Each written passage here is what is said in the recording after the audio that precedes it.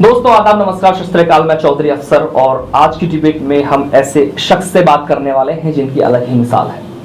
मिसाल इसलिए कही जाती है कि जब वो कोई भी काम करते हैं तो वो मिसाल बन जाती है और आज एक ऐसी मिसाल पेश उन्होंने की है। बात करेंगे कि 17 साल से समाजवादी पार्टी में निष्पक्षता काम करते रहे पंडित प्रदीप शर्मा जो हमारे साथ मौजूद हैं। आपका स्वागत है एशियन न्यूज में। आज के इस प्लेटफॉर्म में सवालों के साथ हम घेरेंगे क्योंकि 17 साल काम करने के बाद आखिर क्यों त्याग पत्र दे दिया समाजवादी पार्टी को, ये एक बड़ा सवाल है।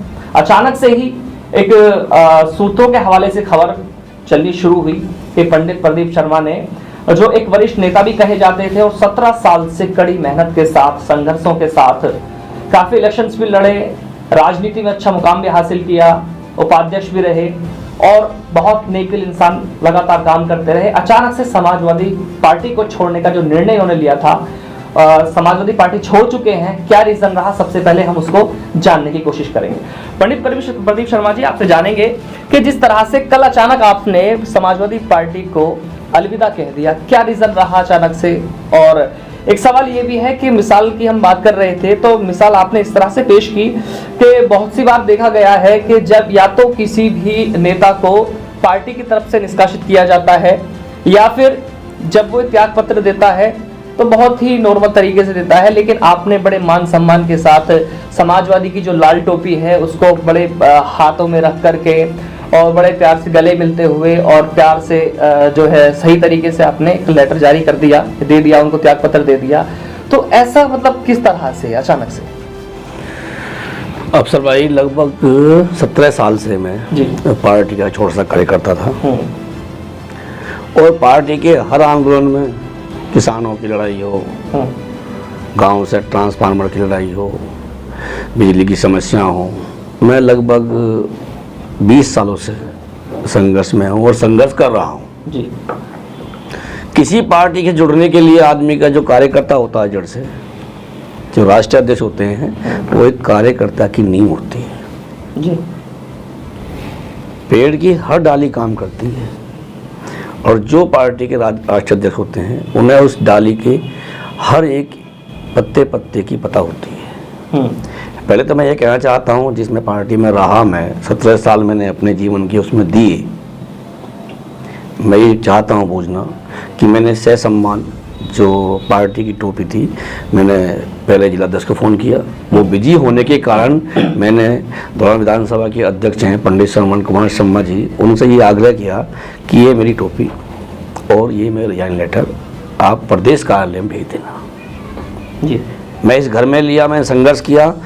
कुछ आदमी जो पार्टी का नाश करना चाहते हैं, जो नाश कर दिया पार्टी का, माननीय अध्यक्ष जी को घेर रहते हैं और गुमराह करते हैं जी। मैं ये आपके माध्यम से, आपके चैनल के माध्यम पूछना चाहता हूँ कि मैं गाजियाबाद में पहले जिला उपाध्यक्ष रहा था जी।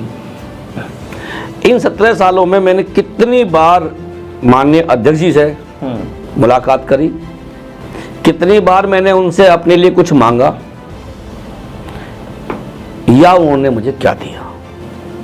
मैं एक सच्चा कार्यकर्ता होने के बावजूद मैं लड़ाई लड़ता रहा। क्षेत्र की जनता का मैं एहसानमंद हूँ, सम्मान करता हूँ। क्षेत्र की जो आवाम ने, चाहे वो किसी बिरादरी की आवाम नहीं, मुझे गांव और किसान का बेटा हूँ, मैं मजदूर का बेटा हूँ, मुझे 4 चुनाव लड़ाए, मेरी धर्मपत्नी को ही, मुझे भी। वो चारों चुनाव मेरे पार्टी में रहने के बावजूद मुझे लड़ने पड़े नतीजे। सम्मानजनक स्थिति मेरी रही उन चुनावों में, मैं चुनाव नहीं जीत पाया। मेरी धर्मपत्नी आज क्षेत्र पंचायत है, मुझे गर्व है उसके लिए भी कि वो क्षेत्र के नुमाइंदों ने मेरी धर्मपत्नी को क्षेत्र पंचायत बनाया और मेरा फर्ज बनता है कि मैं क्षेत्र के लिए काम भी करूं। लेकिन मैं ये कहना चाहता हूं, राष्ट्रीय अध्यक्ष पार्टी में कार्यकर्ता की जो अहम भूमिका होती है, हम लोग चुनाव लड़ाते हैं,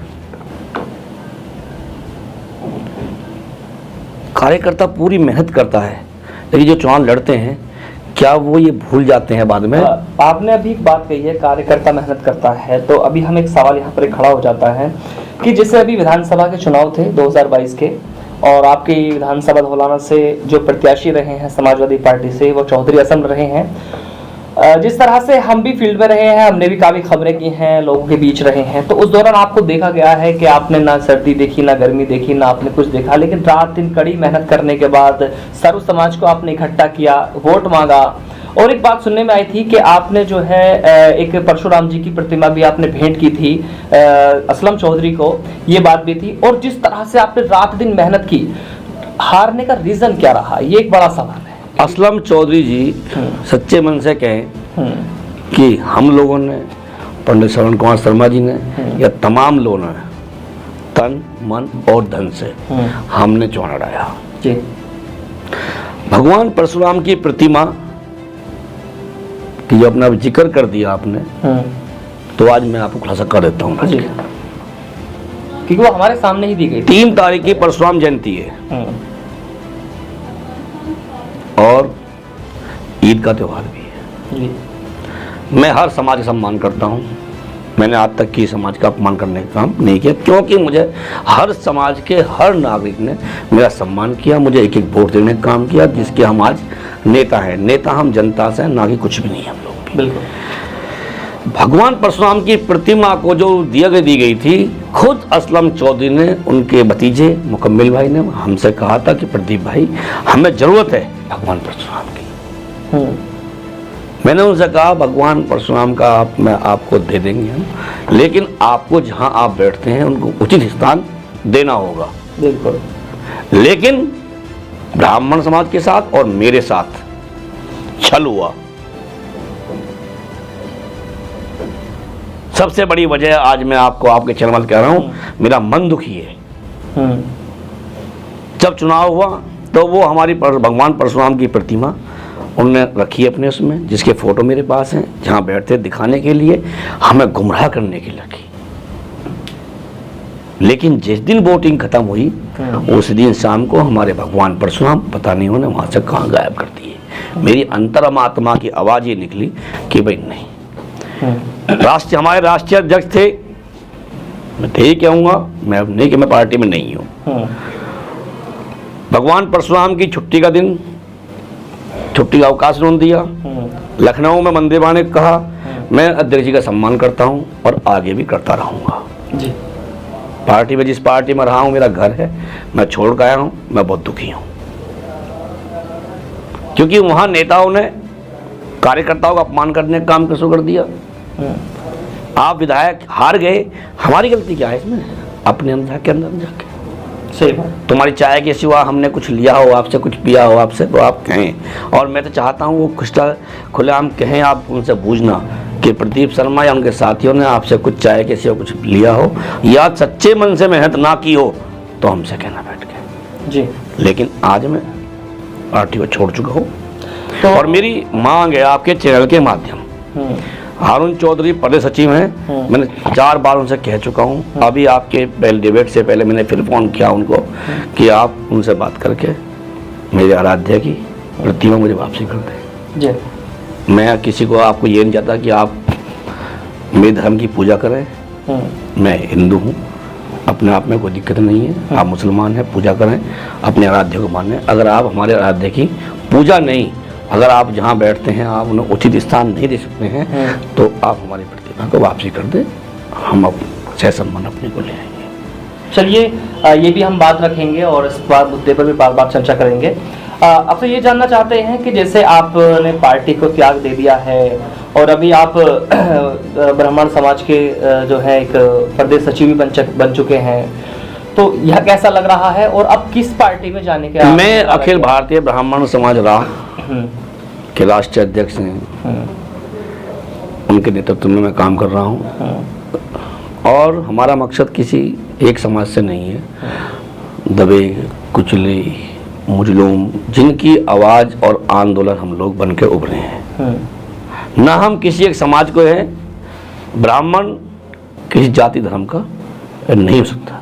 बिल्कुल। क्षेत्र में हम रहेंगे, हर किसी की आवाज़ को उठाने का हम लोग काम करेंगे। जहाँ जहाँ अन्याय होगा वहाँ प्रदीप शर्मा खड़ा मिलेगा, प्रदीप शर्मा का जो संगठन है वो खड़ा मिलेगा। अभी मेरा किसी पार्टी में जाने का मन नहीं है। मैं अभी अपने समाज में रह के, पहले मैं चाहता हूँ और जो आंदोलन हमने शुरू किए हुए हैं किसानों के, मजदूरों के, उन आंदोलन को धार देने का काम करूंगा मैं। क्षेत्र की समस्याओं के लिए पहले भी और आगे भी मैं उन समस्याओं से रूबरू हूँ और उन समस्याओं को उठाता रहूँगा। जो संगठन ने माननीय मुख्यमंत्री जी को एक ब्राह्मण समाज का पत्र दिया था, मांग पत्र, उसमें उन्होंने बहुत चीज़ें हमारी पूरी कर दी हैं। बची हुई चीज़ों के लिए हम संघर्ष हैं। अच्छा, आखिरी सवाल आपसे कर लेते हैं कि जिस तरह से आपने पार्टी को त्याग दिया है, अब आप राष्ट्रीय अध्यक्ष, प्रदेश अध्यक्ष, जिला अध्यक्ष या आपका कोई भी करीबी नेता हो तो उनको क्या संदेश देना चाहते हैं, क्या बात रखना चाहते हैं? मैं संदेश देना चाहता हूँ और कहना चाहता हूँ, मैं माननीय राष्ट्रीय अध्यक्ष से कहना चाहता हूँ कि तमाम लोग दुखी हैं। आपको संगठन के बारे में और संगठन के छोटे छोटे कार्यकर्ताओं के बारे में सोचना होगा, वरना ऐसा खामियाजा आपको भुगतना होगा।